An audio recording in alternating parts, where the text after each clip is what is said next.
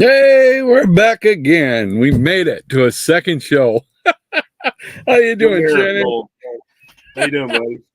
Good. Just recovering from a big snowstorm out here. We got 5 or 6 inches dropped on us. So, You can yay. have one. Yeah, I don't want it either. The good thing is the sun's shining out there today. I just checked it before I came down, and she's going to melt a lot of it right away for us, so we don't have to shovel it. Yeah, we got a nice day today too. It's clear skies. Like it. I like it. There's really only one good thing about winter for me, and that's Christmas. Beyond that, give me summertime. Well, I'm with you. Yeah. I'm with you. Oh, well, welcome back, everybody, to our second show here on Comic Book Memories. And we're going to pick up where we left off because we had so much fun last week. And between Shannon and I, we just love going back to our collections and picking out books that really mean things to us and stuff like that. So we thought, well, why not continue it for a part 2? So that's what we've done. So we're back. We're going to show some books, tell some stories, share some memories. We hope you guys are going to do the same here. We can check out the Peanut Gallery right now. Right now, we've got Gratu is in there. Gratu Orloff. Good morning, Gratu. And Mike Dodd. Michael. Hey, Mike. How you doing? So welcome aboard, folks. And what do you say, Shannon? You want to start or you want me to go? How you want to do it? Yeah, I can go. Right. We were talking earlier. I mean, there's so many books. You say, oh, I remember when I got that, or I remember when I got this. And so I say I was just mainly a DC guy, so all this stuff is going to be DC. Hope everybody don't mind. But yeah, just this is an upgrade. I got several here where I show my original and then show when I upgraded later. But this book was always one of my favorites. Justice League of America 110. Had what was cool about this, I think it had like the first appearance of John Stewart as Green Lantern in the Justice League in this story. Oh, really? I didn't know that. Yeah. I think that, the call went out and it showed everybody either was too busy or I think what happened to Hal Jordan, he was in the shower and slipped on the soap and knocked himself out. So that's why John Stewart got the call. Of course, then you got the great covers, got the black background. I'm not sure who did this cover. I don't know if it was Nick Carty or not, because usually he did those covers. It might be him. But you got a cool JSA reprint, and then you got a Justice League reprint with Zatanna. I think that was probably in the 50s. But just a great book, and of course got my original. Yeah. I read this one to death. Yeah, I just upgraded mine, I think sometime last year, I think it was. I just upgraded it. That's cool. And some of these I've just got the original, so you can tell these things were read. Like say these I wanted to keep the covers on them, so unfortunately I put tape on them. In some cases it didn't matter because they were so ratty. An upgraded issue 116. Oh man. Yeah. With the Matter Master turning them into animals, and then we have I think this is a reprint from like JLA 15, and then down here you have the Starman Black Canary team up from Brave and Bold. Oh, then you got all the puzzles and see, those are right in the wheelhouse where I told you going with my grandfather to get the paper in it. Oh, I love those books, man. And then you have the old Golden Age reprint of Johnny Peril and all the puzzles and all that. So really cool book. And even more Justice League 117. Yeah, I've got upgrades of all these. I just thought I'd show the originals on most of it. First time Mike Grell was on Justice League. I think this and 122 was the only time he ever did any Justice League work on the covers. It kind of looks like maybe just a little bit older version of the Legion, because he always drew characters real slim back then. But I still loved it, Oh, yeah, this was the return of Hawkman right here, if you couldn't tell. Yeah. I remember when I got that book, I was thinking they were teasing Yellow Jacket was coming. doing a crossover. I remember that. Now you know better, huh? Yeah, yeah. Here's another good. This is a two-parter I really enjoyed. JLA 120, The Parallel Perils of Adam Kangaroo, Strange. right? Yeah, Kangaroo. Yeah. You know, and everybody got disintegrated. And poor Justice League, they'll never come back. Yeah, yeah. Want to welcome Eric Breen into the Peanut Gallery too. Hey, Eric. Yeah, and here's the second part of that. Also well loved. Yeah. Well, the unfortunate thing I did when they started putting the little heads across the top, I would cut them out and like make my own little lineups. It's, oh, I'd like to see a story with this, and then later on I was like, why did I do that? Of course, luckily I was able to upgrade. There's the wedding of Adam Strange in Atlanta. Yeah, that was pretty cool because what was great about a lot of these stories, you would have like 5 or 6 JLAers, and then in the second part of the story, 5 or 6 more would show up. You know, you would have like the rest of the JLA. This is really cool. And this is, I think, the 120. Yeah, I think this was probably the first Ernie Chan cover. And I had talked to Eric Kay about this. I wasn't a big fan of Chan when it first started, but probably later on, about the time he stopped doing those covers, I really became a fan. Of course, he did all the stuff with Conan and all this other stuff. And I really got to be a big fan of those covers later on. Here's another Mike Grell, well loved, 122. Oh, yes. I don't know if you remember this, and this is one they called the Tales from the JLA Casebook. It's like where they all decided to tell each other their identities. And they were fighting against Dr. Light. Of course, again, I cut the heads off the top. But another really cool Mike Grell cover. Yeah. And my first JLA JSA team up, 123. Another great Chan cover. Yeah. There was Carrie Bates in the foreground. National villain or whatever he was calling himself. Yeah. But I always thought this team up was cool. Like I say, you had like some lesser known, or not lesser known, but you know, you don't see them very often, like the Earth 2 Robin and Johnny Thunder and, you know, Golden Age Wonder Woman. So it was really cool story. Part 2 of that. Oh, yes. I love this cover. Yeah, I love that Robin outfit. I love that one and his other one from there. Oh yeah, yeah. The JSA dies, and hey, but wait, you know, the Spectre comes in and says, "Please God, bring him back," and he does. Here's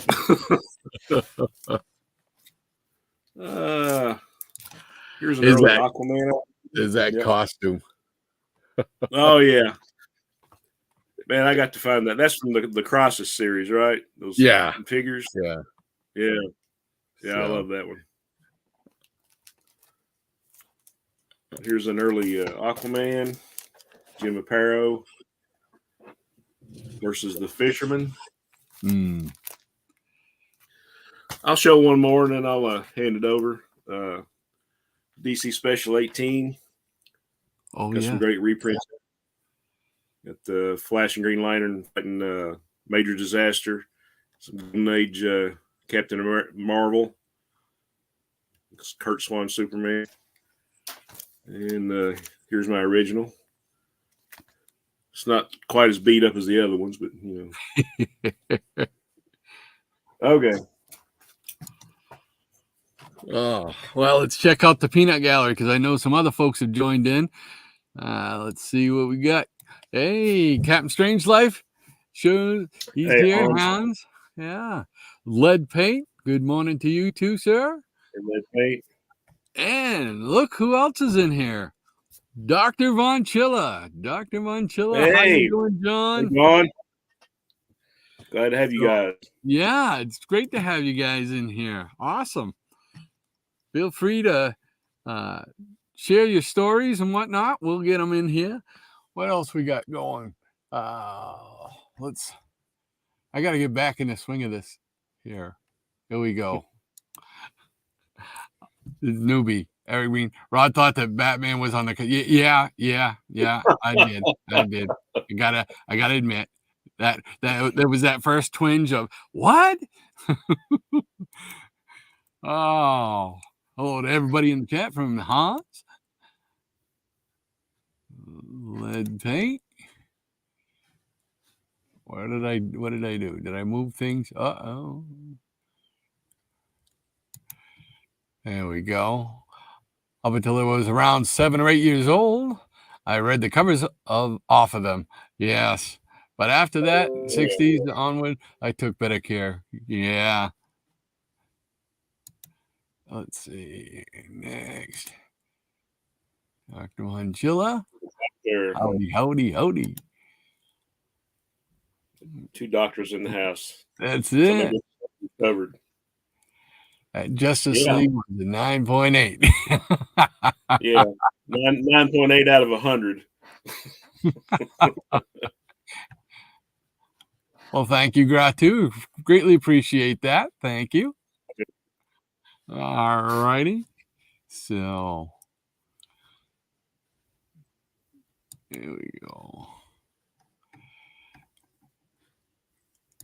So, all righty. Well, let's see. What I got to remember what the order was that I was starting in. Oh, yeah. 74. In 74, I was big into the Avengers, and this one right here, 121. This is from December 73, and this one here, this is where I can point to in my Avengers collecting, saying this is where I wanted to be a serious collector as far as getting every issue of these when they came out.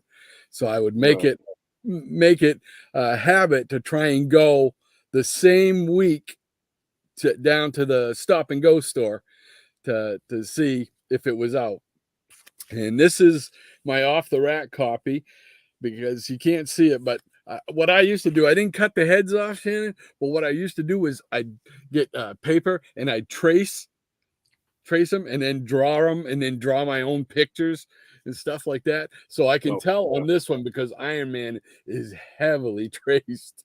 You know, you can't. I don't think you can see it, but you know. I did that too. And I tell you something else I did when I was in school. I know when they would make like hand out tests and stuff in school, they'd have the mimeograph machine or whatever, but they'd have like the carbon paper. And the teacher would throw it away after she made the test. And so I would scavenge the trash cans and I would trace over them on the carbon paper. So they would trace onto, paper. So yeah, I did all kinds of crazy, destructive, nonsensical stuff. Yeah, I did used to cut out some of the Hulks, and they were like my first action figures. I'd be playing with them with the cutouts. I quickly stopped that though, because then I'm like, oh man, I just destroyed that cover. Right.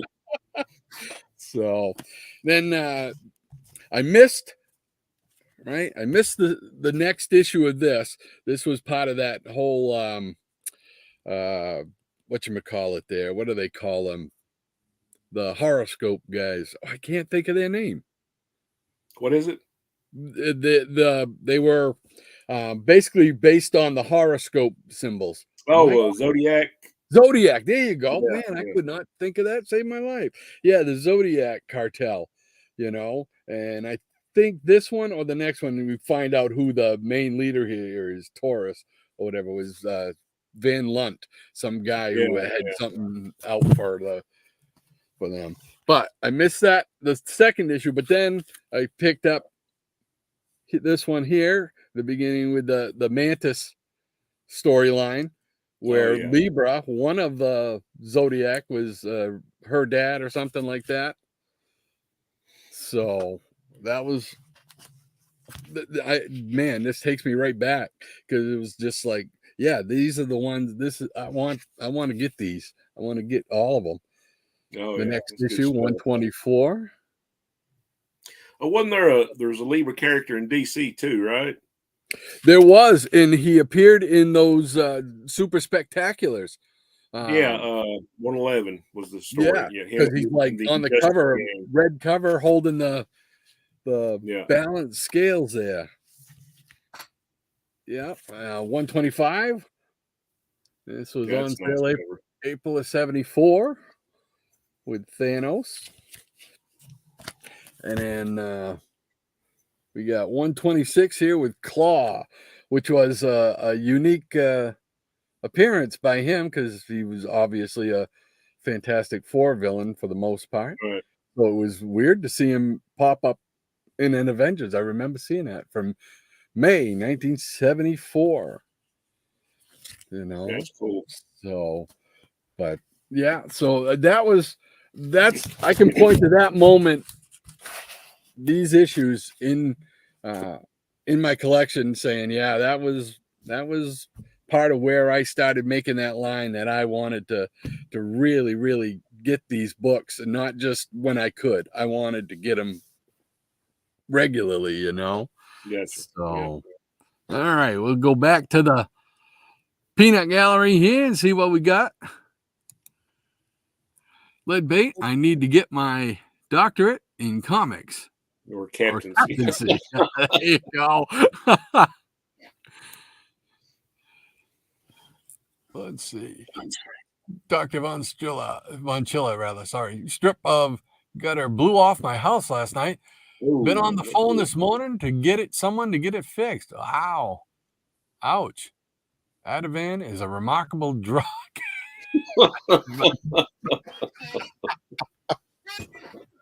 So we got a stoner in the chat. Oh. Hey, welcome, Jackson Roy Kirk. I knew I wasn't the only one that did that. Oh, folks, I used to trace over the covers through the. Yeah, there you go. Awesome. Zodiac, there we go, yeah. Michael. Yeah, Zodiac. Yeah, I couldn't think of that for some reason. Man, mental block.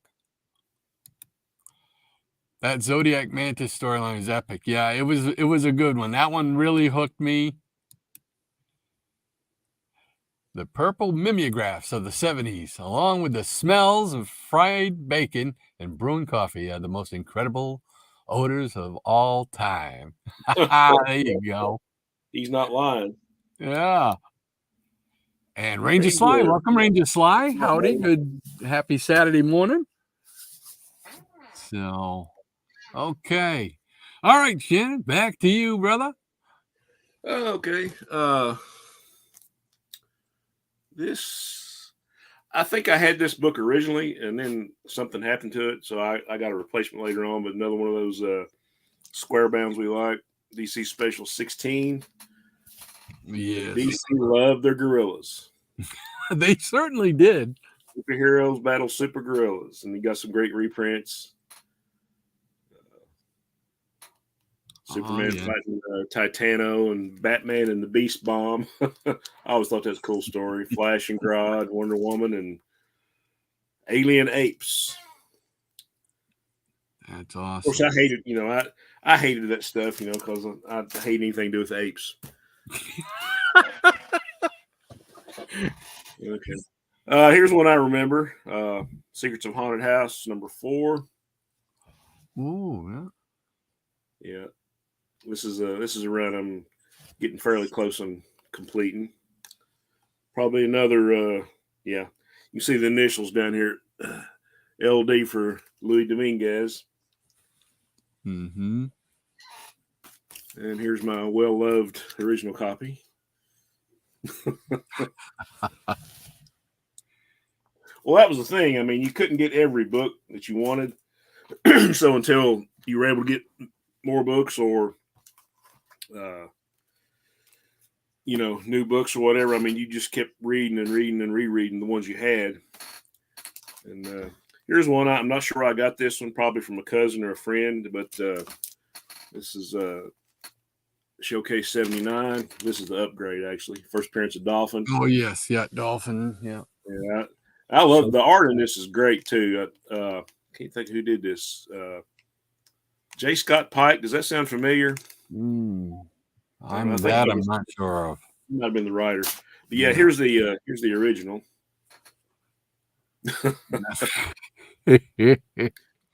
I love that cover though, because just the color, that background color on there, that's just very cool. It's very different than what was done a lot of the times by DC that time period. I was always a big fan of Superboy and the Legion. I think I showed a couple of books in the last episode, but this was one that belonged to my cousins, and they gave it to me because once I started collecting, I think Superboy 205 was like the first 100-pager I had, or the first Superboy I read. And I think from like 207 on, I pretty much had like every issue, but I was missing 206. And this is a great story because, I always loved Pharaoh Lad and Invisible Kid. But this time they were both dead, or as dead as you can be in comic books. And we got a great Nick Carty cover. And it's like they come back to life all of a sudden. They want to prove themselves to be able to get back into the Legion. And it shows them. It's kind of cool because it actually shows them being in Smallville. I guess during that time, what was the 60s or 70s. And they were helping Superboy beat a big robot. And then when they go back to the 30th century, you find out that they're actually clones. And the Legion had saved like DNA from all the members in case, somebody died and they tried to, bring them back. So, well, we tried, it just kind of shows them blowing up and being a big stain after they step off the time bubble. Oh, no. Yeah, so pretty good. Yeah, that's cool. I didn't know that. Yeah, I can't remember the second story. I'm going to have to take this out. But it had some cool backup stories in it.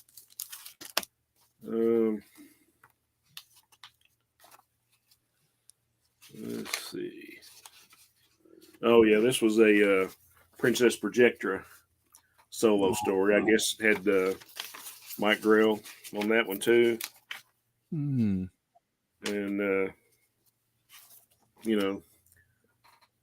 Karate Kid in there. Yeah. So that was a cool story. And I was really getting into Mike Grell's artwork. And I don't think he had been at DC that long. No. Yeah. Here's another favorite Superboy. I got this one later on. It's like further back. It's a back issue. 189. I think it was the first 20 center. Oh yes. Oh yes. Yeah. I remember the cover. Paul Kent got tired of trying to keep Superboy's secret, so he hung himself.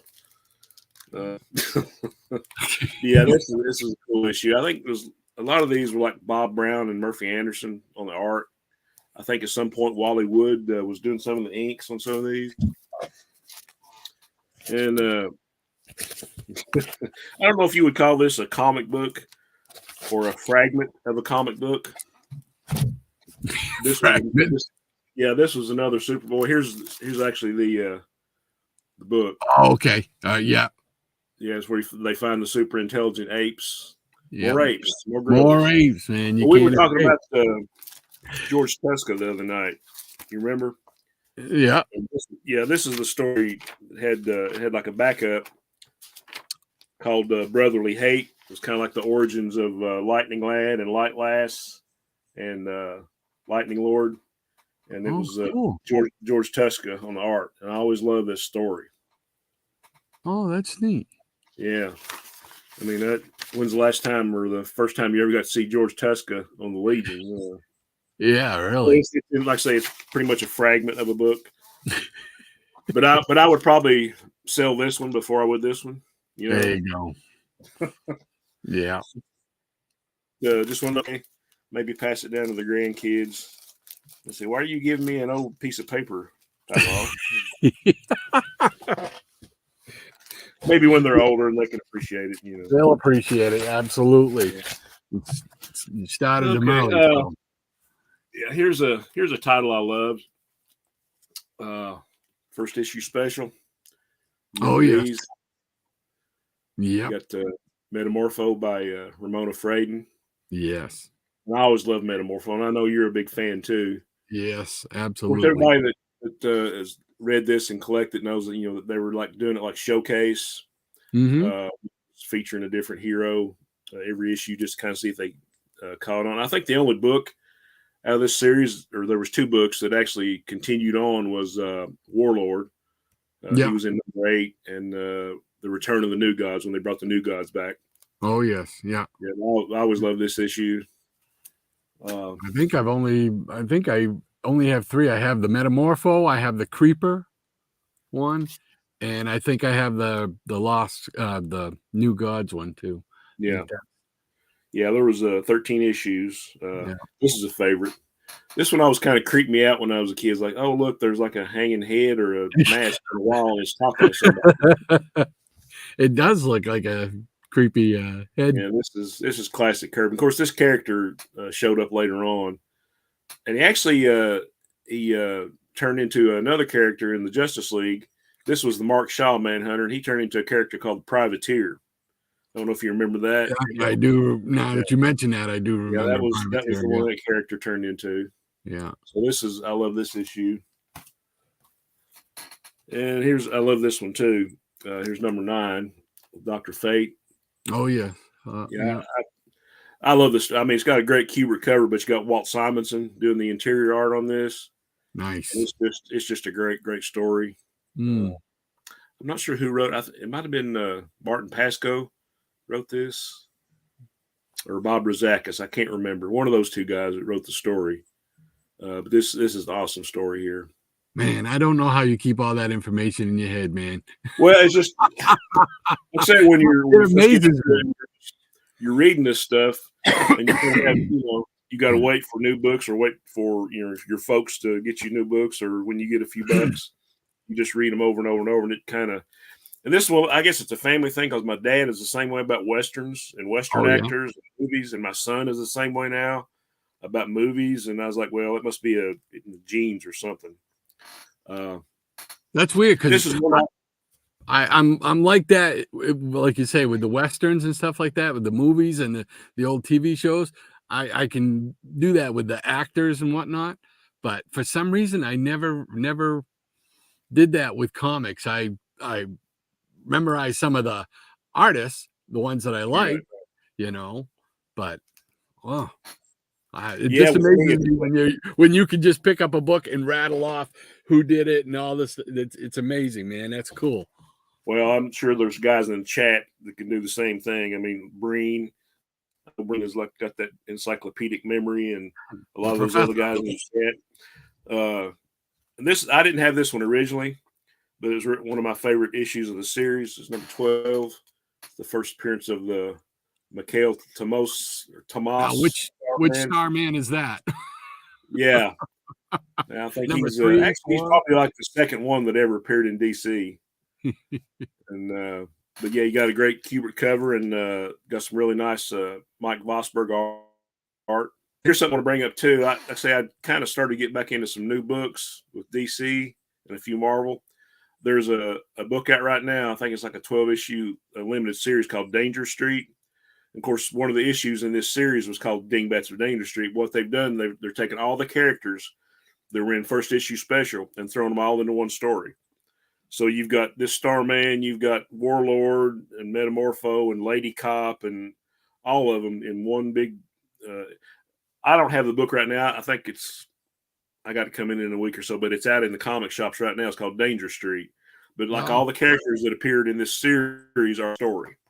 Yeah, Eric Breen mentioned that on the Fossils there the other night, and that piqued my interest. So yeah, I'm definitely gonna be hunting that one down. Yeah. Okay, that's all I got for now. All righty, we'll go back to the chat here and see what's going on. Recently rebagged my FF159 and found every block of the thing with tracing indents. That's great. I have no patience to do that now. Yeah, I don't think many of us would. Oh, that traced book is a piece of history. Yeah, absolutely. Absolutely. Ranger. And Hans, I used to trace. Okay, all righty.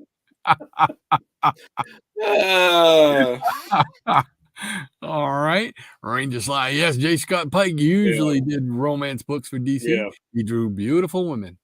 I remember that name just because it was so distinctive, Good morning. And howdy, Ranger Sly. And,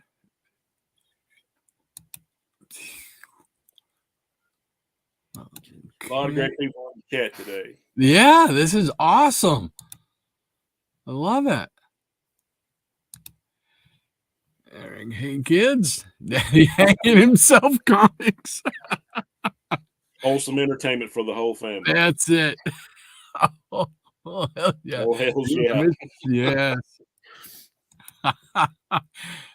This here chat room is packed with some of the best in the community. I agree, Ranger. I agree. Yeah, brother. You can always get a high grader, but there is no replacement for the off-the-rack copies. Absolutely. Truer words were never spoken right there. Yes, John. sir. We mentioned new series Thursday night that involved the first. Yeah, there you go. Yeah, absolutely. You're right. That's a great book, Shannon. And hi, John. Yeah, Marty Pasco. I knew it was Pasco or Bob Rozakis one. I couldn't remember. Yeah. Oh, I enjoy Grell's Warlord. Yeah. Title on there. Yeah, I actually got a couple of Warlords here. Yeah, that Kubrick cover with the Walt Simonson art is uber classic. And welcome, Russell Birch. Hey, Russell. To the Peanut Gallery. Thanks for joining us. Jackson Roy Kirk. Yeah, I want to see how they involve Lady Cop, Warlord, and the New Gods. Yeah, I think when I heard Metamorpho and Creeper and Warlord were all trying to join the Justice League or something, so that's got something to do with it. That just sounds kind of weird to me. Yeah. Okay. If you mentioned Metamorpho and the Creeper, and I'm there without a doubt. So I've got to get that series. So yeah, Russell Birch. Yes, Russell Birch. Turn to us old guys for stuff you will not see anywhere else. First issue special, Starman has a great sci-fi cover. Oh, yeah. Yes. Agreed, Hans. Yeah. Yep. Russell Birch, it's all good. Yes. When it comes to comics, it's all good.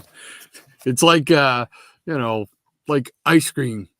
Yeah, everybody's got their favorite flavor, but who cares? It's ice cream. We all love ice cream. All right. So get back into two screen here. More dust down here in the old cave here.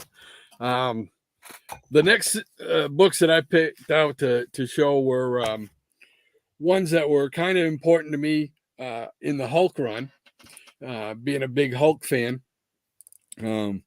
These were these were cool. These were right around a little after that time. These were starting somewhere around December 75 and then into 76. But I just picked out 4 of them as representative of it. And the first one is 197, and it's the Bernie Wrightson cover with the Hulk and Man Thing. I love that one. Yeah, it's awesome. It was really, really cool. And this was the Hulk that I really liked. I liked this version of Hulk done by Sal Buscema or Buscema, however you say it, and Joe Staton did it. I just loved that version of the Hulk. If I had a dime for every time I drew that picture right there, man, I could have retired a long time ago. Yeah, it's awesome. I read that one. That's a great panel right there. Yeah, I just love. Look at that face, man. That's another one. I drew that a million times. I love that. That's cool. To me, that's my favorite Hulk right there. So it was really good. I really enjoyed that. So, and then of course, got to get the next issue, 198. Oh, I leave the comments up. I don't know how to take them off sometimes. How do you do that? Hide. Okay. There we go. I guess it's simple. So yeah, continuing that team up. And these I know these two that I picked up. Excuse me. I picked these up at a place called Reading and Greeting. It was a magazine, newspaper shop over one town over. I used to ride my bike up there, and it was probably about 5 miles, maybe 3, 4, 5 miles, and but they had the biggest selection of comics, and you got to know the people there that worked there. So they would tell me, you know, oh yeah, these came in or this came in, you know, and it was really, really great, you know. It is $1.99, still 25 cents. Doc Samson, I like that character. Yep. Yeah. Yeah, I think you're probably mainly responsible for me really getting into the Hulk. I mean, I had a few scattered issues, and then when I started watching your videos, like, oh wow, it looks pretty cool. So I had to go back, you know, and I started getting like all the early Trimpy issues and all. And the only thing that I had from the Hulk that I remember as being a kid, I had like what was the reprint title that Hulk was in? Was it Marvel Superheroes in the 70s? Yeah. Marvel Superheroes. It was the one, and I'm not sure what the original issue was. You could probably tell me. It's like where he was fighting the Sphinx. Sphinx. Or like where there was like something to do with the Sphinx and the, I don't know. I can't. I think I can picture the. Yeah. You're talking like the Sphinx, like the Egyptian Sphinx, or the guy with the green and purple. No, that's a different one I'm thinking about. Yeah. I'm not sure. Yeah, I can picture the one with the Sphinx. So it's a white. This one, this character looks sort of like looked like the Thing. He was like orange looking, and he looked like the rocks on the Sphinx or something. Okay. It wasn't. I know which character you're talking about. That wasn't him, but yeah, right. I remember that story, and then I went back and got the original too. After I started watching some of your videos, I'm like, what has this guy done to me? And money just started flying, you know. Turnabout's fair play. And this brings me to this book right here, which this one is one of those ones that has memories, man. And it's Hulk 200. Oh, yeah. That's cool. And I remember thinking, wow, that's a big landmark, 200 issues, you know. I went with my grandfather, picked this up at Stop and Go. And on the way back, I mentioned last time, my grandparents only lived about 100 to 200 feet away from us. We had a long dirt driveway, about 350 feet. We lived off the road. Well, it took me, you know, it should have taken me only about 5 minutes to walk that 300, 200, 350 feet or whatever. Took me an hour because I was reading this baby. And it was just, I mean, I was such a big Hulk fan. And it was like, oh, all these people are in it. And of course, they're in it in different various ways and whatnot. But it's just like, you know, Captain America, Silver Surfer, Abomination, Sandman, Namor, all them guys. Oh, yeah. It was just like, got the infamous floating heads on that one. Yeah. Yep. But I just thought it was an awesome issue, and it was like, yeah, that's a major milestone. I thought it was such a big deal, you know, and it was, you know, to me at the time. So, but so that yeah, that was that. What was that? Was that? Yeah, that was 76, I think so. But so that was just I when I get all flustered and talking about the Hulk, because I mean he really was. If I had to choose between DC, because Flash was my DC guy, and Hulk, I'd have to go with the Hulk. I don't know why he somehow connected with me or whatever, but I just love the fact that this guy could, you know, he Hulk up. But the thing that really got me was the fact that you couldn't beat him, because the madder he got, the stronger he got, you know. And it was that concept just kind of blew me away. It was like, oh wow, that's pretty neat. So this guy just get ticked off and you can't beat him. So, but all right, let's go to the peanut gallery again and see what's going on. I gotta find where I was. It's all good. There we go. There we go. All right, here we go. Eric Breen. Let's remember, Danger Street is by Tom King. He always starts strong, then finds a way to screw it up. Oh, no, no. Well, okay, I'll just buy the first couple issues then. All right, it must be selling, Green. I checked 3 shops yesterday and it sold out. Oh, wow. Well, that's a good indicator. Dr. Anchilla, Wrightson, Man-Thing cover. Absolutely astonishing illustration. Peanut Gallery War First. Whoops. Peanut Gallery War First used by I see. First used by Buffalo Bob Smith on the Howdy Doody show, referring to all the kids sitting on the benches and bleachers. Exactly. Yeah. And that's what I've always considered that on all the other shows and live streams and stuff like that. And it's because growing up, my parents were, if they were having a conversation or something and you throw in 2 cents, say, well, I don't think that's whatever, I don't like that, or I do like that, just because you don't, blah, blah. And then they would say, hey, we don't need to hear from the peanut gallery. Yeah, no comments from the peanut gallery. I heard that too. And back then I didn't know what the peanut gallery was. To me, it was just a phrase meaning somebody else butting in, but then I went on to discover that it was from Howdy Doody and Buffalo Bob and all them guys, Clarabelle.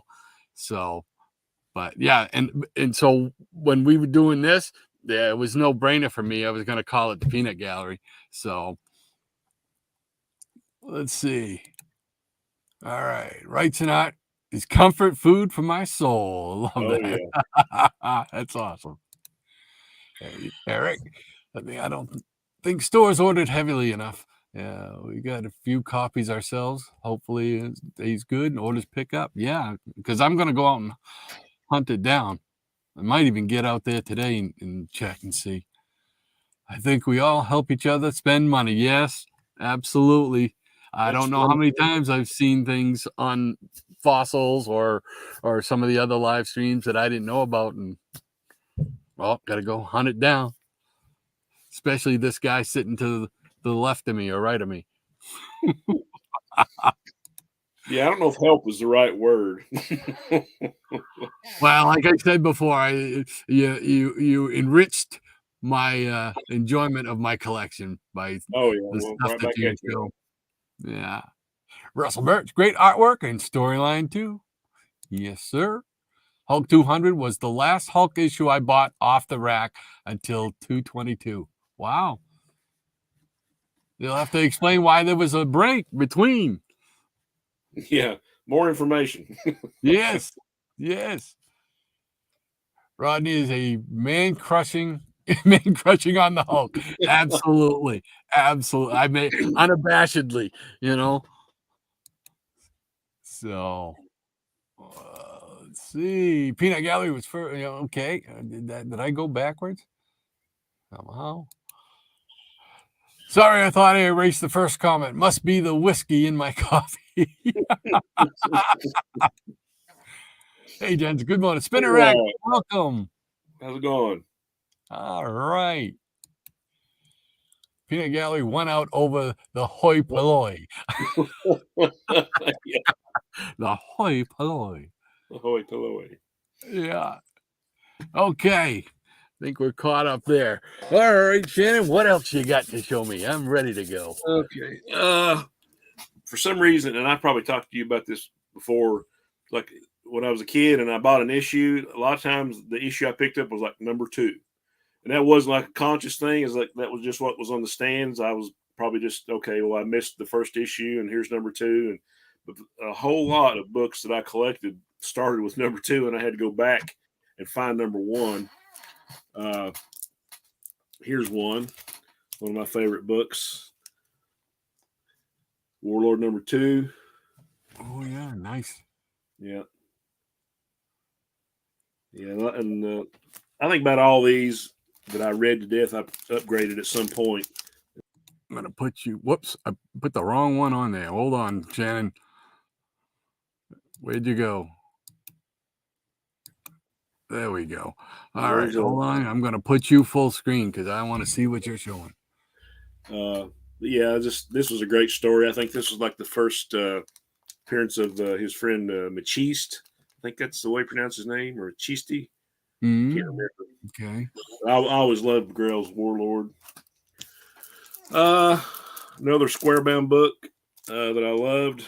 Like I say, a big Superboy fan. This is one of my copies. The 208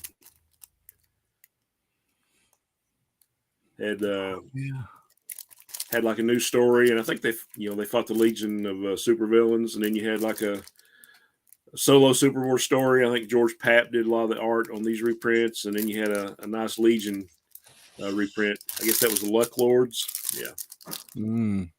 I believe that is on my to-do list right there. Yeah. And like I say, my original copies are well loved or well destroyed. I'm not sure. Especially those white covers, man. They're hard to keep nice. Yeah. And here's another. This is an original. It actually not too bad of shape. If you remember this one, 4-Star Spectacular. Yeah. Number 1. I think this lasted maybe 6 issues. Yeah, it was a short run. Nice Ernie Chan cover. And the Flash story, they had actually taken I'm not sure what the original issue was. They had taken the script and like had a new artist illustrate it. So I think they had maybe one of the Filipino guys that DC had at the time, like put new art on it. It was a really good story. Of course, I'm a big Jay Garrick fan, so anything to do with Earth 2 Flash or original or Golden Age Flash, whatever you want to call them. Right there with you, brother. There's some more great reprints, This is probably a Hubert Hawkman. Been a while since I read it, but yeah, another great book. And more Superboy. Let's see. Okay. Another favorite story. 209. Nice. And this is, I think, Princess Projector had some kind of disease called the pain plague, and they had fixed up something like somebody could like touch the little globes and like take 1 hour of her pain away. And then Superboy came in. Oh, well, he's going to save the day. Well, he was invulnerable, so he couldn't take her pain. And I think it ended up being Duo Damsel came in and like she took the rest of it and like split into two where, she only had half the pain, but it caused them to be kind of peeved at each other. So they fought each other until the time ran out, And I'm sure there's another backup here. I can't remember what it was, but yeah, that was a favorite. Of course, there's the original Ratty one. Love it. Love it. On OR Comics, original Ratty. And this is the first issue of Plastic Man I ever got. Number 11. Oh, yeah. More great Ramona Fraden art. I always love this character. They continued the numbering from the 60s. One, yeah. Right? Yeah, I need to. I'm trying to complete those. But yeah, you can tell it's got the tape on it, and the bottom too. Staples rusted, Nothing wrong with that, baby. And here's another one. First issue of Supergirl I had. I actually don't need to get an upgrade of this one. This is number 8, I think. Turned to like Medusa and starts turning the Justice League to stone. Very cool. Carrie Bates and art by Art Saf, I guess is his name. And here's another one. Short-lived series. Man Bat with the Jim Aparo art.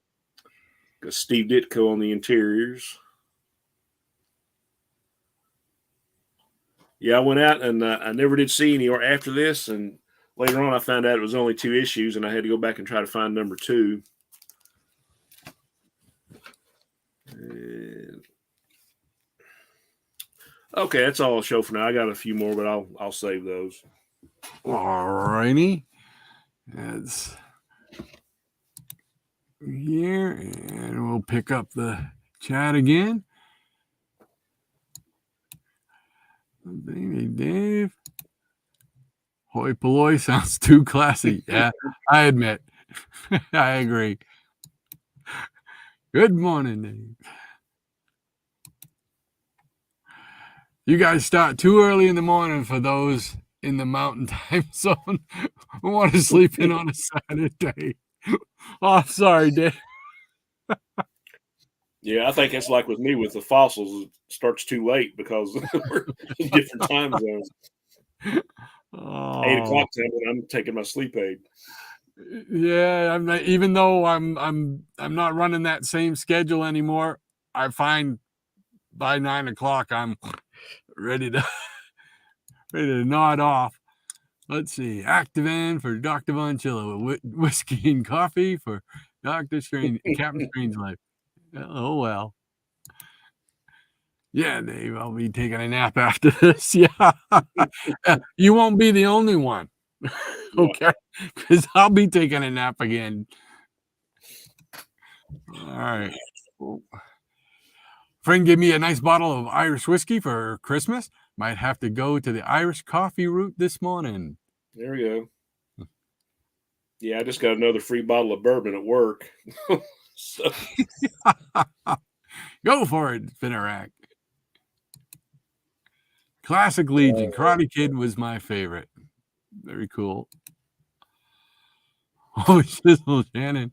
That was the first issue of Classic Man that I ever bought. Oh, cool. Yeah. Great minds, right? Yeah. Sad that Bronze Age Man Bat only had 2 issues. Damn you, DC implosion. Yeah. Oh, Shannon, those comic boxes on your right side look like they are overloading the shelves. Don't want a comic book avalanche. Well, funny you should mention that. Where I'm going to short boxes and I'm trying to get rid of the long boxes. I built those shelves originally for long boxes. So where I'm going to short ones, I want to be able to put 2.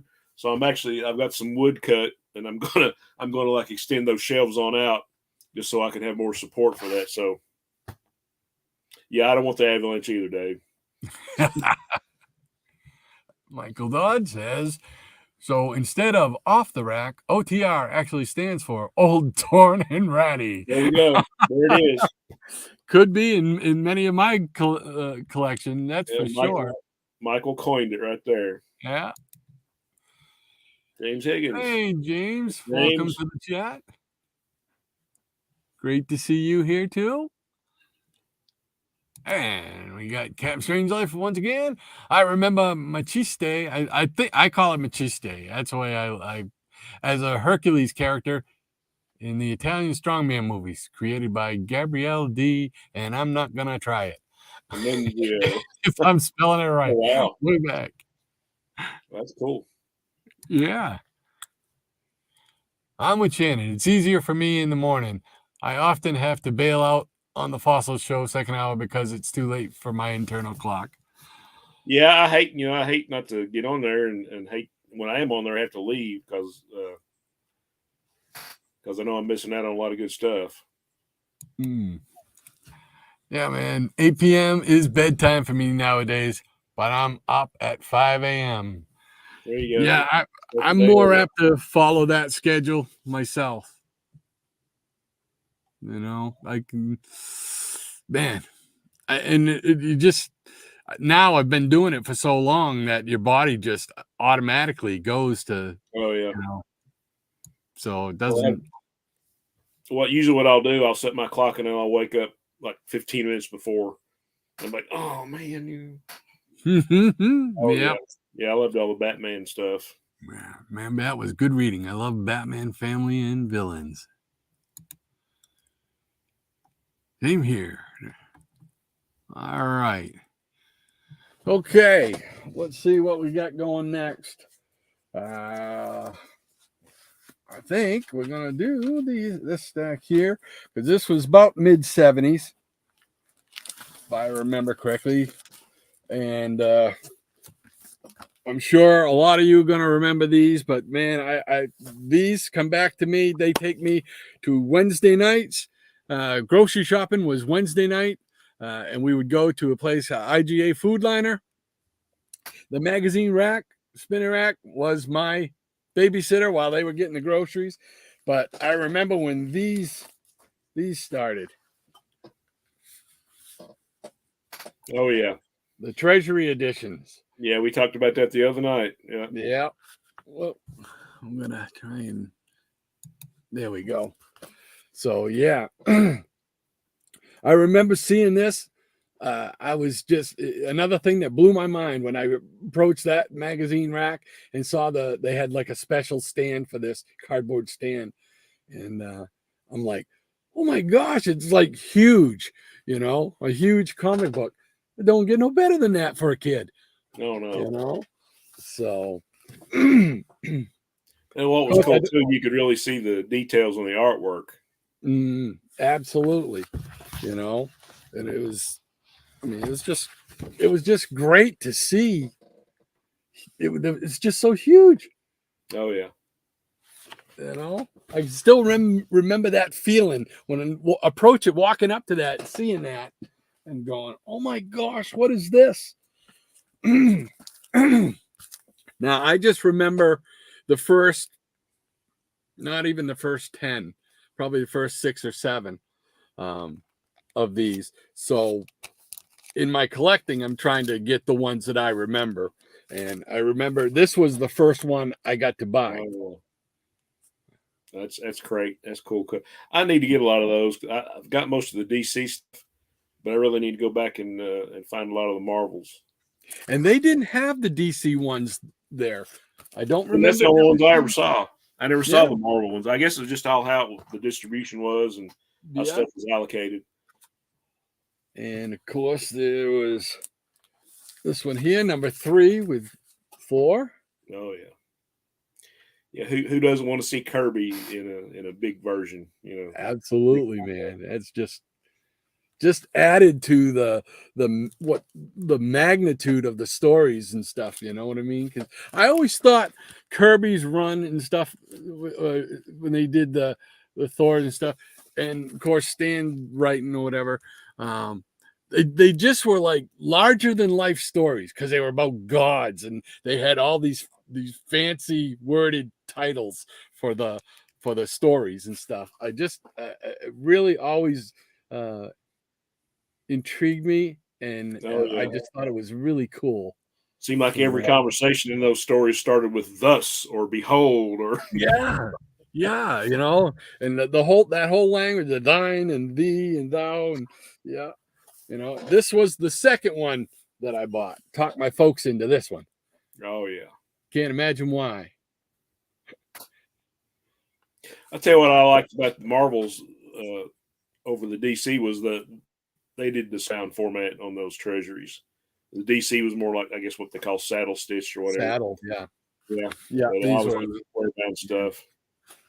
Yeah, I mean, it was just wonderful stuff. Oh yeah, I can smell that right now. I know. And I always loved this when comics would put these in. Oh yeah. Little extra additives or whatever to them.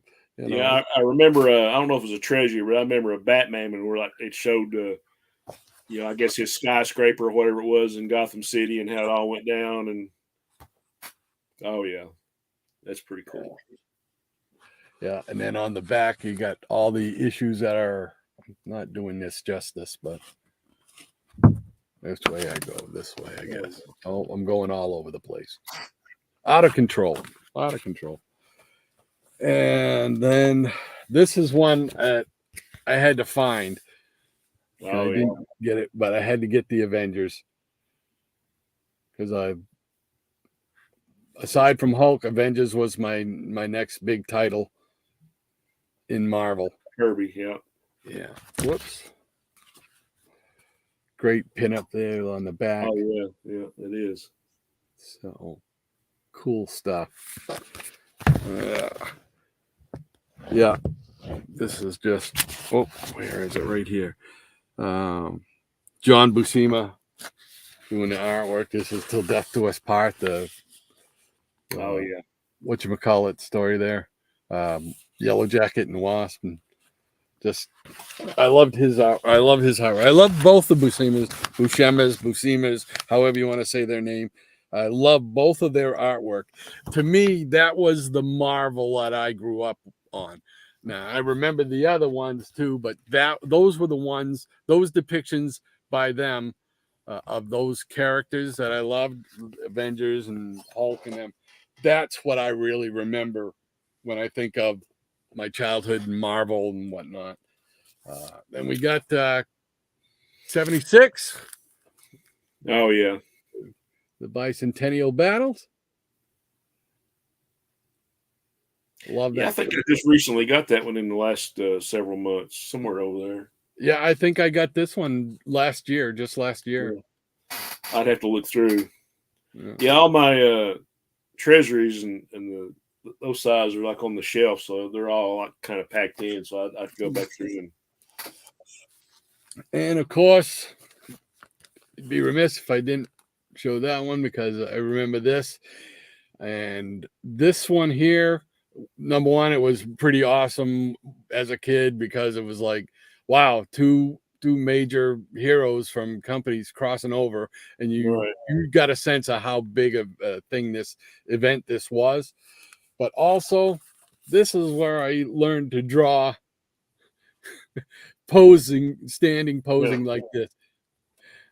I would take that pose. Like those pictures, yeah, it's like pictures you'd see of wrestlers back in the day. You know, yeah. Like tag teams, yeah.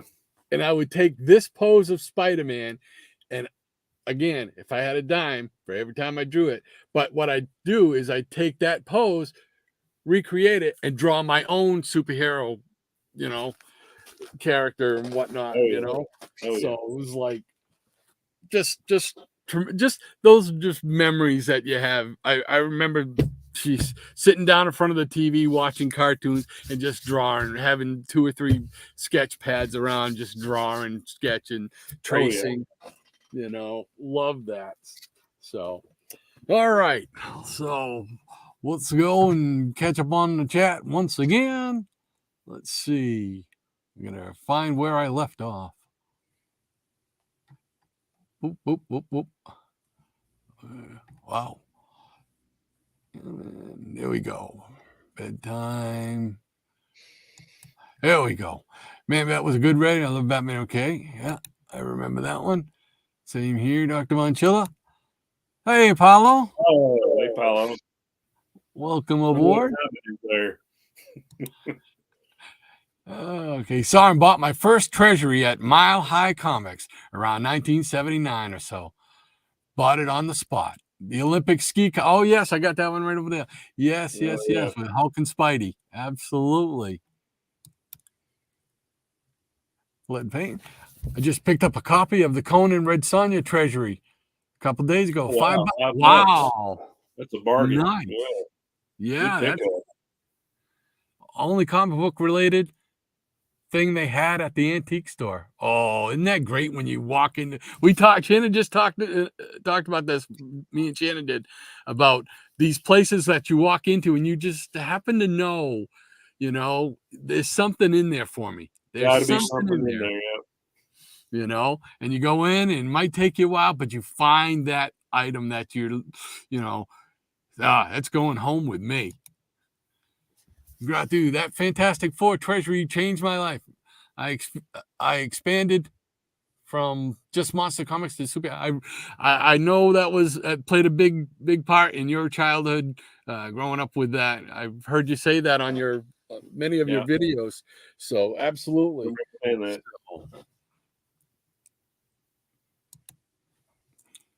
Love the treasury format. Nothing like seeing Kirby art blown up huge. Yeah, baby. And the Atom Superman Spider-Man and the House of Mystery. Writes in Kane. Oh, I forgot about that centerfold. Yeah, that was awesome. Yeah. Now, Yeah, I got that one on the shelf. that, Oh, Rod's going to be looking now. is that the one? I love this cover. This is a great book for Halloween, man. Oh, yeah. Yeah. That is just a great book for Halloween. Okay. So did Michael just get breened? Hey, our first breening. Oh, all right. When I was working, I stayed up late as possible and got up as late as possible. Now that I'm retired, I go to bed early in the evening and get up very early in the morning, and I love it. I got to admit, I just took an early retirement. So I'm basically retired right now, but I'm going to go back to work. But I'm pretty much doing the same thing. I'm pretty much doing the same thing, John. I'm loving it. Treasury editions were just short of the original art size. Yeah, 10 by 14. Original art, I think, was 11 by 17. Right. Yeah. Very true. Hit that like button, y'all. Yes, sir. Thank you, kind sir. Yes, thank you. All right. Don't forget to give the old thumbs up for the great show. Thank you, Ranger Sly. Thanks, This is the best thing to Saturday morning since Saturday morning cartoons. Oh, now you can't give us a better compliment than that, brother. Right there. Yeah, yes, generally 11 by 17, but some were twice upsized. Wow. We had the same idea. There you go. Avengers 60, one of my favorite comic books of all time. Yes. Yeah, that's a great cover on that one. Sorry, Adams did the Superman Muhammad Ali. That one I do not have. I think Adams might have done some background stuff on the Superman Spider-Man. I might be mistaken. Yeah, I don't know. I don't think if they did background stuff, I don't think it would have mentioned his name. But I mean, I don't know even know who did the cover, but to me it looks like a Giordano, and maybe was it a Giordano Romita combination? I'm not even sure anymore. Yeah, because Superman definitely looks like Giordano. Yeah, might be Adams and Giordano on the inks or something. Not sure. All new Kirby action. Yeah.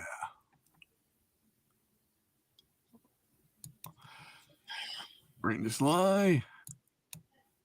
Bicentennial Battles is original material. Right. Yep.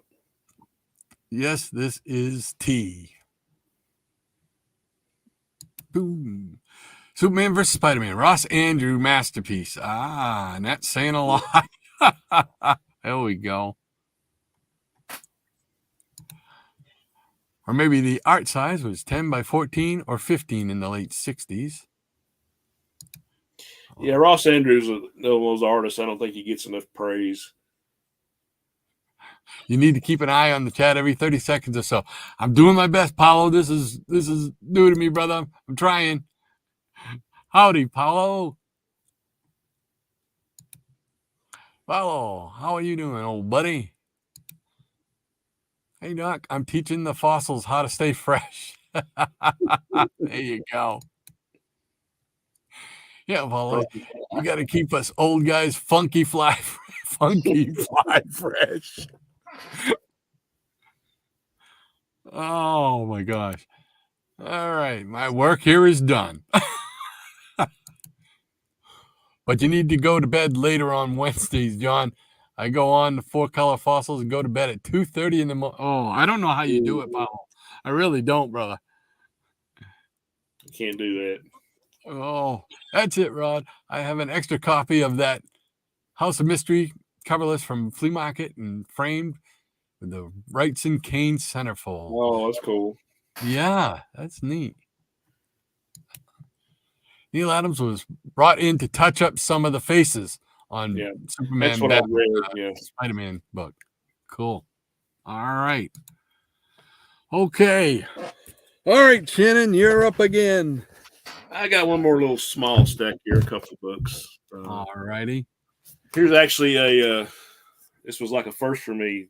I actually got in on the ground floor on this about issue number 1, Black Light. Oh, I love this series. You know, Tony Isabella and Trevor Von Eden. I think Trevor Von Eden was probably still a teenager when he did the art on these. Of course, he didn't do the cover. I think this is Rich Buckler and Frank Springer. But yeah, just some great stories and artwork in this series. yeah. And did you see any of the TV show?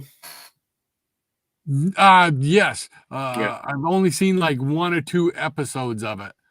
Yeah, I really liked it. I need to go. There's a few episodes that were left. I need to go watch those. But yeah, I always liked this series. But that was one of the few books that I actually got in on the ground floor, you know, instead of picking up issue number 2. And speaking of issue number 2. Oh, there you go. Yeah, and I told you this story. I would go stay like for a week or 2 in the summers at my cousin's, or they would come stay with me, and they lived out in the country.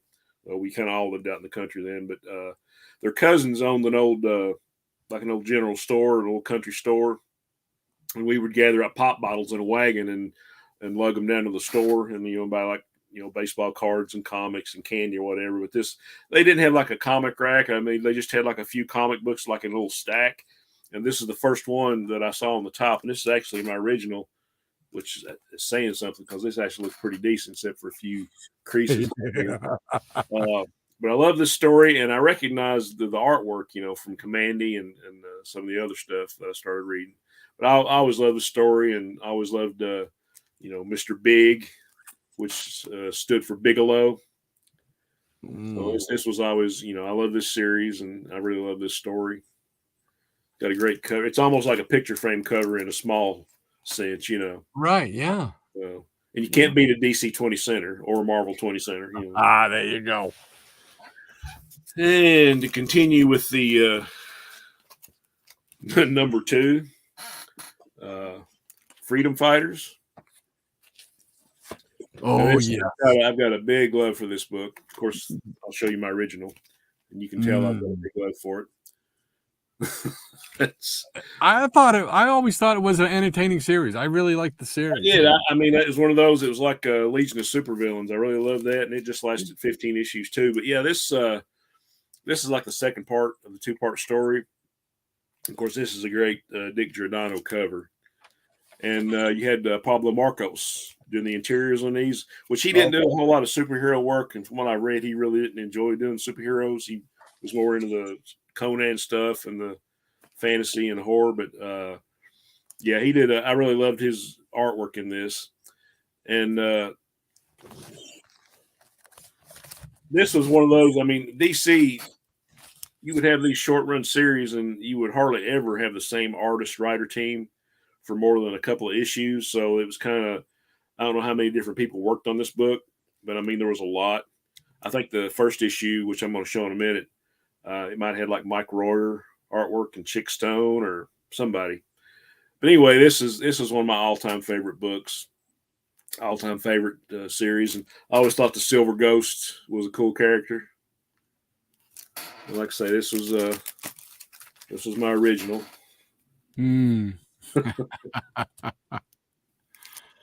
Okay, and how I came by number 1 is a cool story.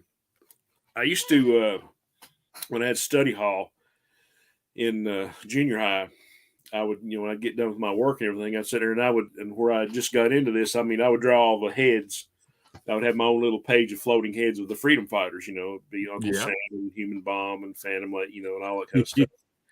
And one of my friends, a buddy of mine named James, he said, so is that the Freedom Fighters? And I was surprised that somebody else knew what that was, They said, yeah. I said, yeah, I bought that. I bought one of those. I said, was issue number 2? He said, no, I've got the first one. I said, really? Would you want to sell it? And of course, he sold it to me for $0.25. And here's an upgraded copy. Here's another great Ernie Chan cover. Man, that's just, I love that. Love those characters. Yes. In the black background, it's kind of hard to find a decent copy. But he brought me the first issue. It was rolled up like you see a newspaper rolled up and stuck in his back pocket. I didn't care, because at that time you're not worried about, okay, do I have to have a mint copy? You didn't even know what that meant. I mean, I didn't. Nope. He brought it to me rolled up, and I gave him a quarter. And it didn't look as rough as this, but it looked pretty rough. So here's the original. That's been around the block. That has been around the block and back. Yeah, I just I was like, oh, so this is the story. And of course, at that time, I didn't know about the story in Justice League where they had the JLA JSA team up, and the Freedom Fighters get started in 107, 108. Right. But I think this kind of referred back to it. Mm. Oh, that's one of those things we talked about too. Is like you see those little editor's notes saying, okay, first see the Freedom Fighters in Justice League 107, 108. I got to have that. So that's the way. I guess we compiled our want lists in a lot of ways. We can see the editor's notes. Oh, I want to read that story, or oh, I want to see the first appearance of that character.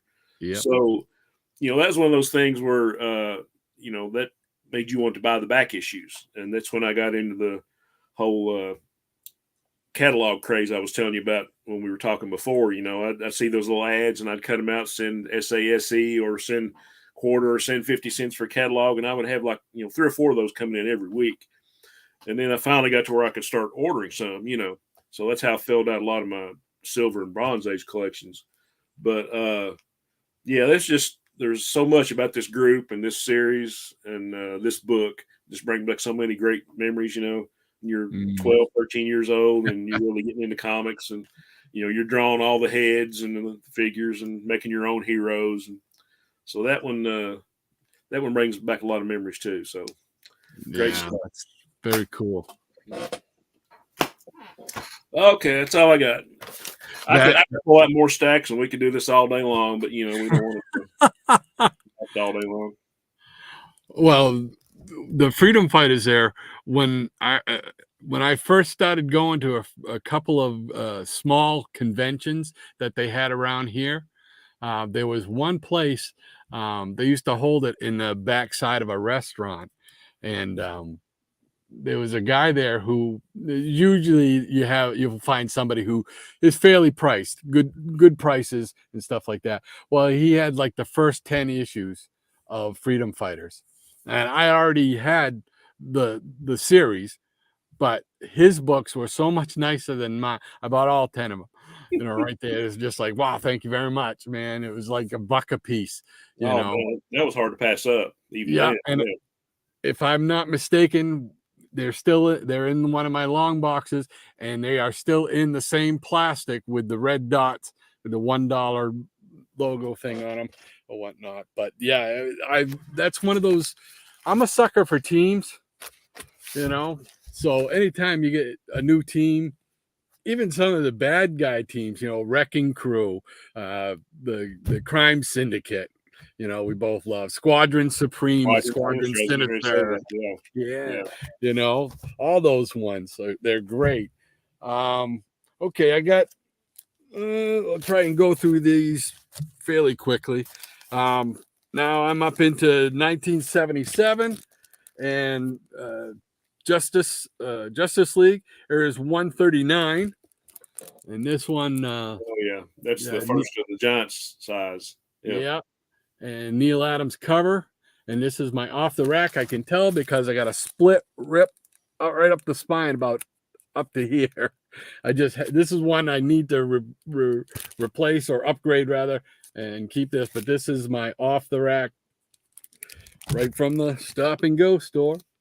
144 with a whole bunch of people in it. That was like another origin story, right?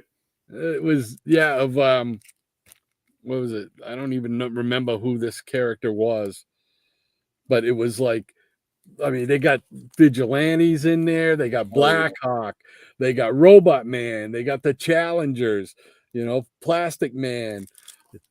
So this was really cool because a lot of these characters I was not that well versed or familiar with, so then it made me want to go find more books about them.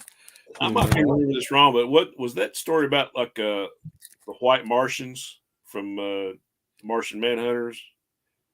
It might be. I don't remember the story, to be honest with you. It's been a while since I read that one, so yeah. It's been decades since I read this. So this is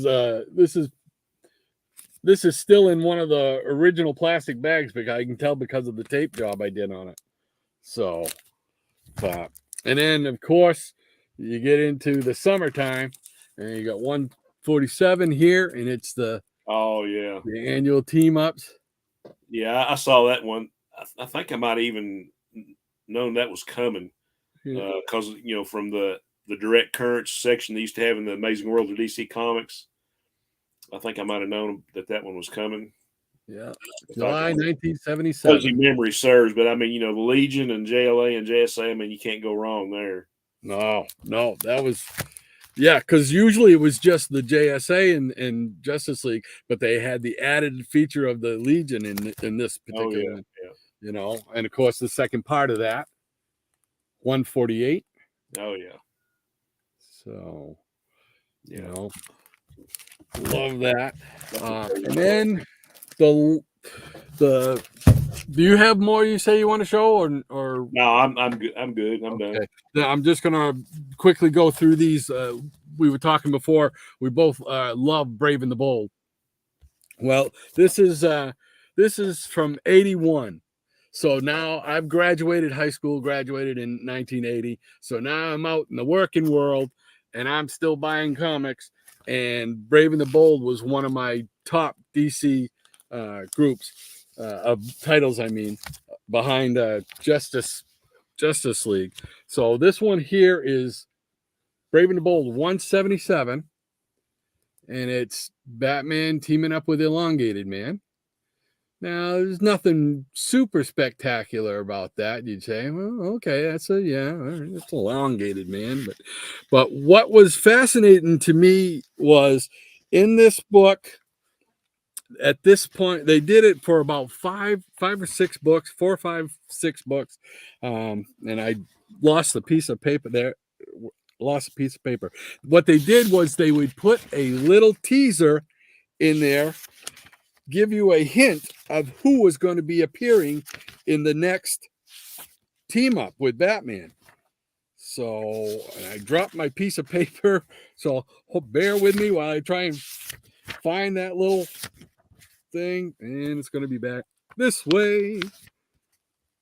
Okay, let me cut in here and ask a quick question. Sure. So this is around the early 80s, time you graduated high school? Yeah, this is 81. Yeah. People other than your family knew that you still collected and read comic books? Pretty much everybody. Everybody in my immediate family, my grandparents, my uncle, my aunt, my cousins. So yeah, everybody pretty much knew. Of course, they were all of the same mind. You still buying comics? Yeah, that's the thing. Most of my family knew, but like if you had friends in high school, I mean, it's something you really didn't talk about. Yeah, no. Outside, I really didn't know anybody else that read comics then.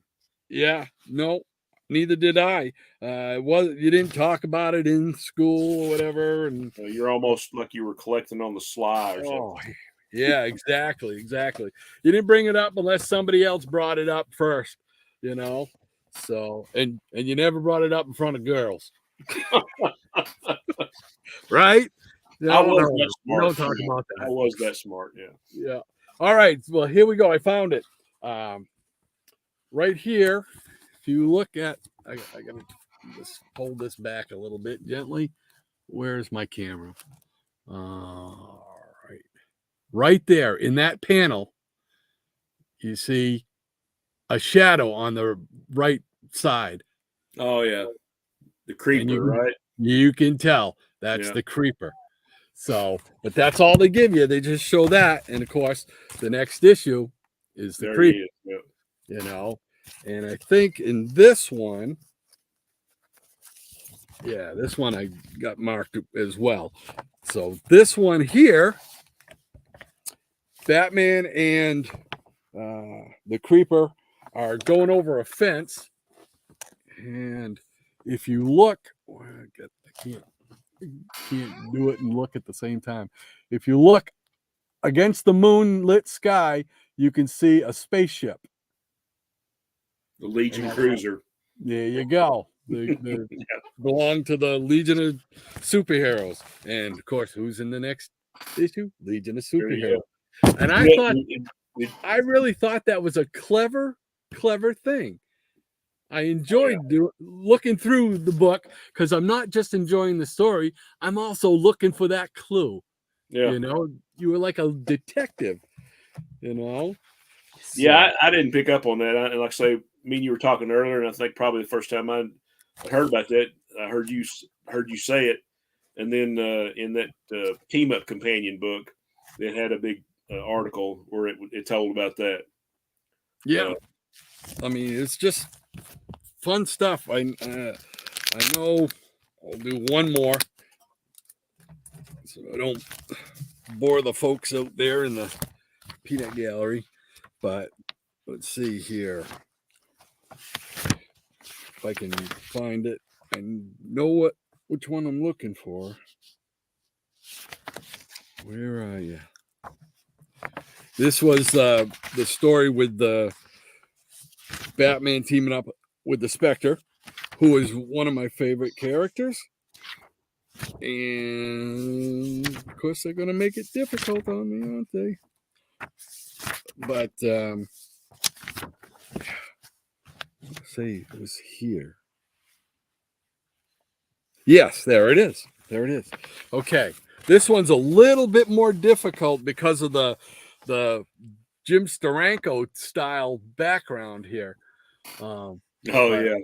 If you look real hard, you can see there's Dove right there, and then up here is Hawk, but it's all in like a convoluted.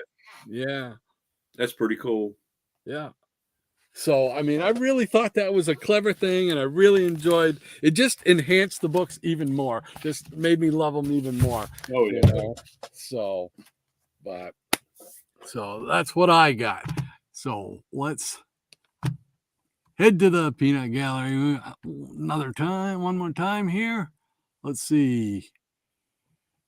Boom, boom, boom, boom, boom, boom. I lose my place. I don't know how Micah does it. How he keeps his thing. What do we got here, fellow? How you doing, old buddy? Okay, that's that one. Hey, Doc, I'm teaching the fault there. I remember that.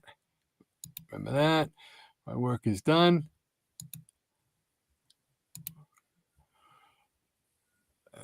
Okay. Oh, there we go. That was the last time. Neil Adams was brought in to do some touch-up. Okay. He can do it because he's not a fossil yet. There we go.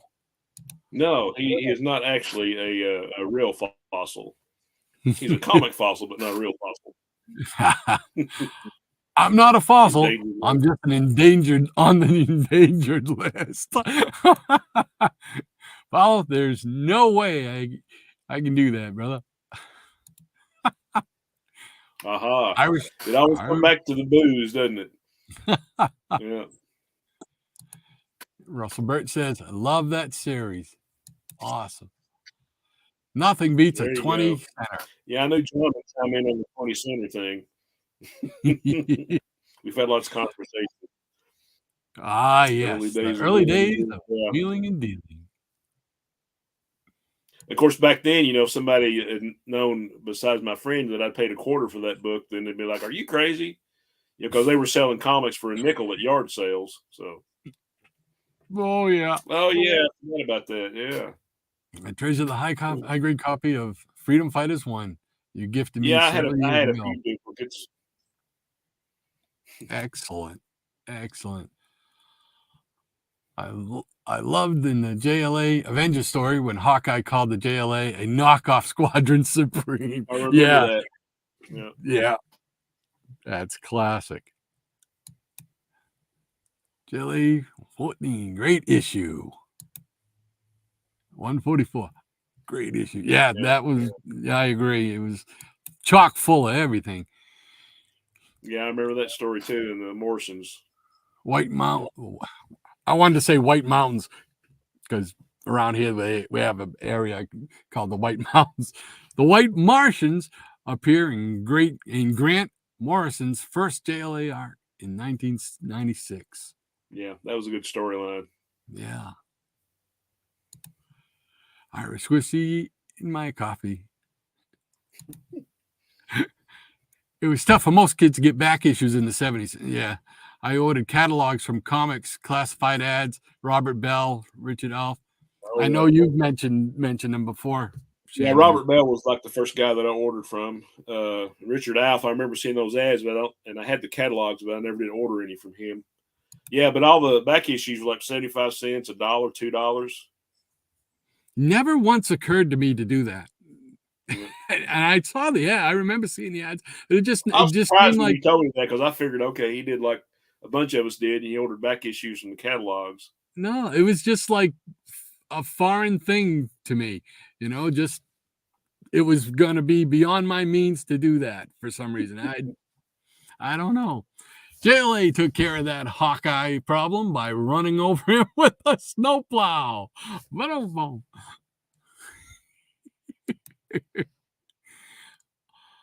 Captain Strange Life comic and collectibles, coffee and Irish whiskey. Hold the coffee. All right. Here we go. I did too. Robert Bell is how I got various FFs from 130 to 154 with bags. Never saw bags before then. Yeah. I was trying to think, when did I come across bags? And I think it was probably early 80s at those conventions. I think was the first time I ever saw bags. Yeah, I got a lot of my orders from Robert Bell in bags, and I don't know what happened to them. And I was like, man, I'd love to have a Robert Bell bag. And you remember Lawrence from the Go-To Geeks? Okay. He actually sent me a Robert Bell bag, and I think I got it on the shelf over here. Oh, nice little collectible. My first wheeling and dealing with schoolmates in the mid-70s was for Conan #1 and X-Men 56. Around 1980, I did a straight-up swap, giant-size X-Men 1 for a copy of DD. Oh, wow. 158. First Frank Miller. Yeah. Nice swap right there. That's awesome. That's cool. Yeah. I guess elongated man doesn't have to worry about size. Oh, no. Oh, no. People in my school didn't read comics. I wasn't acquainted with more than 2 comic book reading people at the same time before the internet. Really? Yeah. I'm trying to think. I know there was one kid in like 5th grade that I actually went to his house, and he had some old Adams. Silver Age Adams that he gave me one of them. So the only 2 interactions I had with anybody else in school was my friend I told you about earlier. And there was another guy, I think he was like a distant cousin. He's like, yeah, could you bring some comics in? They're for my dad. He likes to read them. I'm like, really? And after that, I mean, that was it. I mean, the only other time I had any interaction with a collector, and I told you about this, I was subscribed to Comic Buyer's Guide, and they had a little section in the classifieds where you have like pen pals. Yeah. So I had a pen pal from Delaware. He was an X-Men guy, and I was a Justice League guy, so we got each other reading the other's books. Oh, that very cool. What was the name of the publication you just said? The Buyer's Guide. Yeah, Comic Buyer's Guide. I had I answered an ad once in there for I think it was some videotapes, swapping videotapes. And that was like 1988. I think it was the year I got married. And to this day, I stay in touch with that person. That's cool. King Bishop. Yeah, we've swapped comics, we've swapped videotapes, wrestling magazines, stuff like that. So I mean, it's whenever I think of Comic Buyer's Guide, I think of King Bishop. This is the handle he goes by, and like I said, still I never met him. I've never met him. I've seen him on video, but we're still friends to this day, which is pretty cool. Dr. Von Chilla says, indeed, everyone in my family has always known me as a comic book collector. Yeah, yeah. Mine too. And I feel bad too because my mom now realizes the value of comics and how much I loved comics and everything. And she she apologizes whenever the subject comes up. She always apologizes for throwing out my collection twice. So, oh well, what are you gonna do? Spinnerack says, I think my immediate family still wonders why I collect comics, notwithstanding the price increases. Very true. Yeah. All right. I stopped getting comics during high school, missed out on Phoenix, Dark Phoenix, and the first 20-something issues of New Teen Titans. Ow. New Teen Titans was one of those books where I started with issue number 2. Of course, that wasn't bad, though. That was the first appearance of Deathstroke. So I was going to say, at least that one had, turned out to be worth it, right? Paul says, I did have a place to buy old comics off the rack. Oh, off the back of a Piaggio 850s pickup bed. Okay. I'm not familiar with that. Cool. Next to the police station in my hometown. Oh, that's cool. I always like hearing stuff like that where people pick their books up at. Yeah, because I'm sure you're like me. You think everybody did it the same way you did it, but you hear these great stories about, where they bought them from, why they bought them, and stuff like that. I love hearing the stories.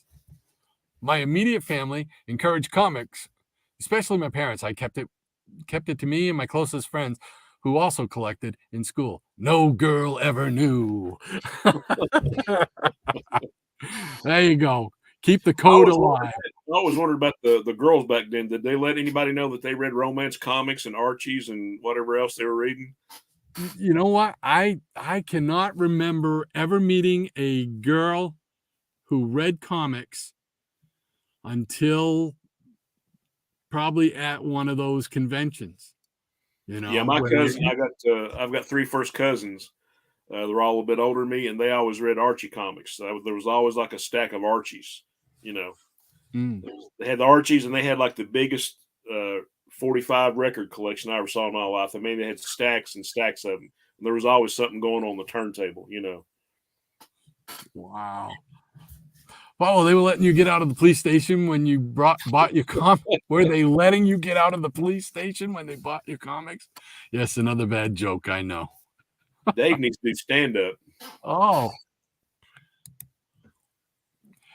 Yeah, Jackson. Robert Bell made those bags available. I visited Overstreet's house in 76 wow. and still had unbagged early Marvels stacked 2 feet high in his garage. Spine Roll City, baby. Wow. Get to go to Overstreet's house. Yeah, that's pretty neat. That is cool. I've never been officially indicted of anything, says Paulo. Dr. Von Chilla says, my father was part of the original comic collector generation of the 30s. Oh, that's neat. He actively passed his love of comics on to me. And I can never thank him enough. That's very cool. That's very cool because nobody in my family, nobody, right up to my own family, my son and daughter, were collectors or even cared about comics. My wife, she's nice and tolerates it. She does she does have a couple of series that she had me get for her, and that was Amethyst and Dazzler. So she does have 2 series of her own that she has in her collection. But that's it. Everybody else in my family. How about my you? My dad, I didn't find out till later that he read comics as a kid. And this was the 50s, right?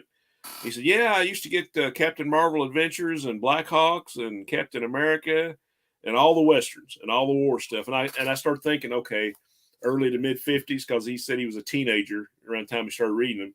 So yeah, me and my buddies, we didn't have much money for comics, so we always traded around, you know. So they would go around with the comics rolled up in their back pocket, like my friend, and oh, have you read this one? No, so they would trade. And in my mind, I'm thinking, my God, what would have been on the comic spinner racks at that time in the mid '50s? You know what? And Dad, where are they now? Goggles that you thought of all that atomic ages and maybe early Silver Age later on. But yeah, he said, yeah, I used to read all that stuff. And I'm like, no, I don't guess you thought to keep it. He said, oh no, it was just like back then it was throwaway entertainment. I mean, it was just like the newspaper or something else. You read it, and you might have kept it for a while, and then you tossed it. Yeah. So. Rangers Line says, never knew about the B&B hints. Thanks for sharing that info. Oh, you're very welcome. I just think that was such a cool thing to do. I wish somebody would do it now in comics. Hey, Robert's in the chat. Hey, buddy. Good to see you. Welcome, Gold Key Geezer. Nice to have you here with us. Geezer, long time no see, brother. Yeah. Lead Point, Lead Pink. Dr. Manchilla, I started buying back issues via mail order back in 1974 at the age of 10. You could order books for 25, 35 cents a piece. Wow. I missed out on all that. Yeah. I probably started like a couple of years later. Yeah. Oh, Saturday late morning, my friend and I would sit on the stoop of my parents' 3-story brick building, reading comics and drinking orange soda pop in glass bottles. Later, we would visit the moms and pops. Awesome. That's awesome. Yeah, wow. See, I love that story. It's just because you can relate to that, Those old mom and pop stores and stuff like that, little neighborhood stores you could go in. Oh, it's just, we had one that was about 1,000 feet from our house where our driveway met the road. And we'd get a quarter and walk down there, get some candy or whatnot. Oh, love that. Great memories, man. Dr. Manchilla, ETA Nick, cool. Gifted me a Robert Bell bag several years ago. Wow. Yeah, that's a cool collectible to have. Yeah. Red brick, I meant. Okay, I got you, Captain. The Comic Buyer's Guide was the bomb. Oh, yeah. Yeah, that's when I really got, I had a lot of, a lot more, let's say, disposable income, like in the late 80s, early 90s. Because I was working full time and I was playing music, and I helped my cousin part time install carpet, so I had 2 extra sources of cash money on the side. So I just went crazy in those ads, especially with J&S Comics. I don't know if you remember them, but no. Yeah, they had like all. I bought the original New Gods series in a lot for like $30 or $40. Same with Forever People and just a bunch of like great Silver and early Bronze Age stuff. Wow. But the Buyer's Guide, yeah. Yeah, the Comic Buyer's Guide, I didn't say this before, but the Comic Buyer's Guide is actually where I came up with the name Dr. Silver Age, because there used to be a fellow who wrote an article in there called Mr. Silver Age. So I remember that. Yeah. Yeah. Yeah, and I always loved reading his articles, so it's kind of like a homage to him, and I just thought it was a cool title. Little did I know how many doctors there were. Is there a doctor in the house? Yes, there is. Here we go, Paul. Is a 50cc? Oh yeah, okay.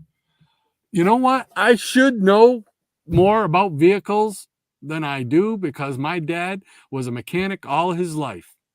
He's 84, still tinkers with cars, still fix mine when I need it fixed. But I did not get that gene. My brother got it. So my brother is the one who's all mechanical and all that stuff. Me, no, I was the creative guy. I could draw you a car, but that's about as far as I go. Yeah. I was okay with that stuff because my dad, he kind of taught me how to change my oil and tires and pipes and, hoses and belts and all that kind of stuff. So, we are always fairly decent shade tree mechanics, Oh, my dad tried. My dad tried, but yeah, okay, Dad, I'm going to go play Rat Patrol. Right. Michael Dodd says, I started getting TBG, later CBG, in 76. Dr. Von Schiller, it was really fun in those days. Sadly, I only have a few issues left. I know I have one issue left that I have somewhere. I actually have I have a long box up here, and I've got several issues, and it changed formats. It went to like a big magazine thick format, Right. and I didn't like that at all. I liked it in the No. newspaper format because Yep. it seemed like a lot of the ads were gone. And it was more about the articles. Hey, there's Micah. Hey, Micah. Glad you could join us, brother. But yeah, I wished I'd have saved all the ones I had. I was, I guess, I don't know, smart enough is the word, but I guess cognizant enough because it might be something I'd want to read later. So I still got a box of them up there. Oh, that's excellent, though. That's cool. Because, like I said, I know that I've got one. I might have one or two others mixed in somewhere, but I know there's only one because I keep coming across it when I have to pull out a long box. I have to move it from there to there to there to there. So, all right. Michael Dodd, I got my hands on my first Overstreet Guide in 1976 with the Will Eisner Spirit cover. Those were the days, eh? I don't have that one. I remember that one, that cover. Yep. Yeah. That's cool. Yep, my first Overstreet Guide was 1975. Kubert Tarzan cover. I've seen that. I'd love to have that one just for the cover. Yeah. All right. Dave says, Shannon, bought a fair portion of my early Spider-Man collection through JNS CBG. There you go. Yeah, I mean, I would hit those ads every week. I mean, back then, I mean, there was no internet at that time. So what would you do? You would like find what books you wanted. You would call them up and say, "Are these books available?" So you would reserve them, and they would keep them for you, and you just send them a check or a money order, and you get your stuff. Wow, I can't believe I didn't. Yeah, that's right. Probably it was my eBay, John.